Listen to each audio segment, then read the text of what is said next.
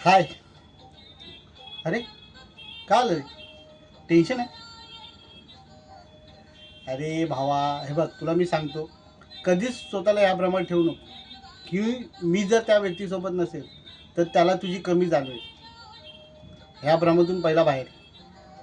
कसं माहिती आहे, माणूस आहे ना, कधी कोणासाठी थांबत नाही आणि थांबूही नाही रे. त्याचं कसं आहे माहिती आहे, शारीरिक, मानसिक किंवा भावनिक आधार हा माणूस शोधतच असतो आणि तो त्याला कुठे ना कुठे मिळतोच. तसं पण परिस्थितीनुसार माणसाने बदलायला हवं, बरोबर ना?